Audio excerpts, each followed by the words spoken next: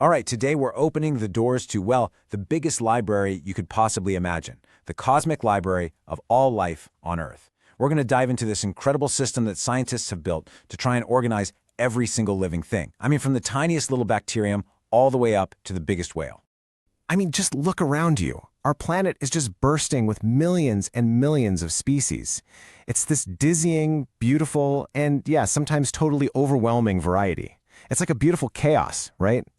So the big question, the one that scientists have been wrestling with forever, is how do we possibly create order out of all this? How do you find one specific book in this massive, sprawling library of life? Okay, so to even begin to tackle this, this beautiful problem, we've got to give it a name. And that brings us right to our first big idea, biodiversity. It sounds kind of technical, but it's really a simple and powerful idea. It's just a mashup of biological diversity. So what is it?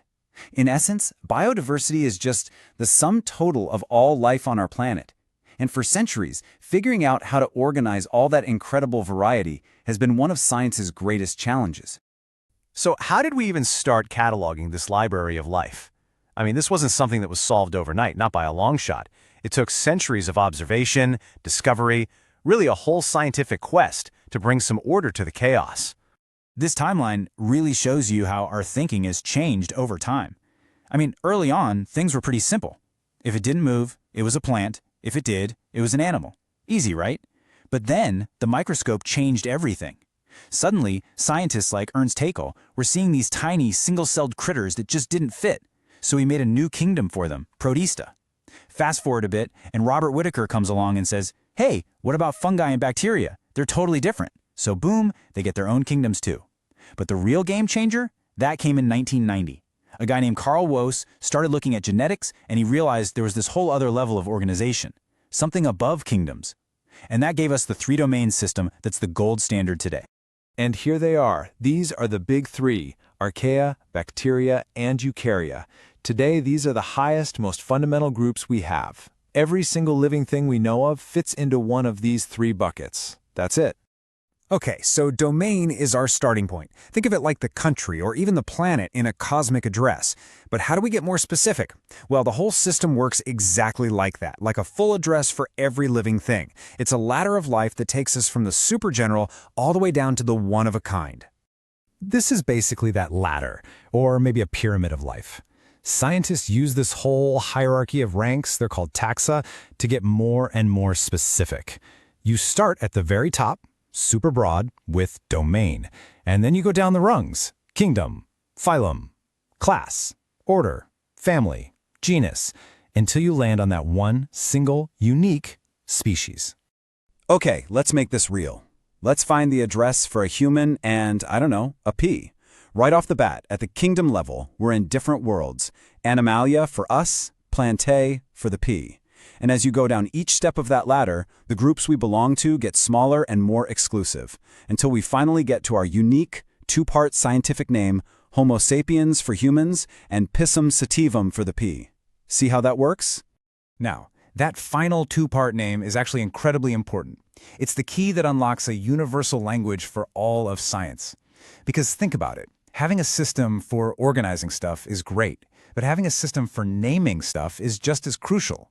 For example, what do you call this? Depending on where you live, you might say brinjal, or baygun, or baton. It's all the same vegetable, and that's exactly the problem. Common names change from language to language, even from town to town. For a scientist trying to be precise, that's a total nightmare.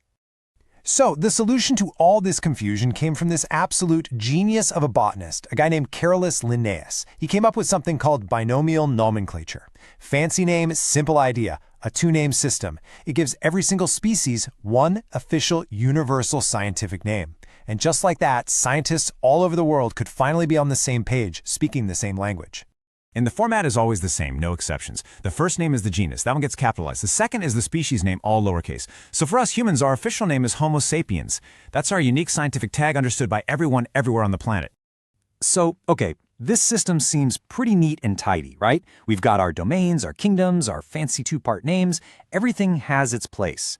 But, nature loves to throw a wrench in the works. And there is no bigger curveball, no bigger wrench in the whole system of life than the virus.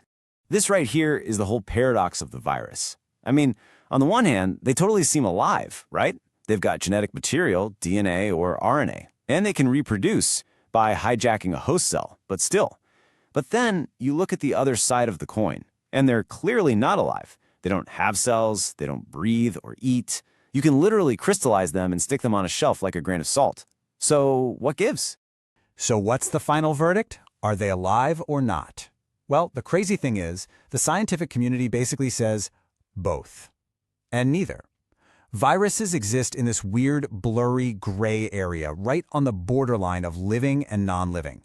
And because they're so hard to pin down, they don't get included in any of the domains or kingdoms. They're the ultimate outlier, a book that our cosmic library just doesn't know how to file. And really, that's such a powerful reminder, isn't it? Our whole system of classification, as amazing and useful as it is something we made up. We created these neat little boxes to put things in, but nature doesn't always play by our rules.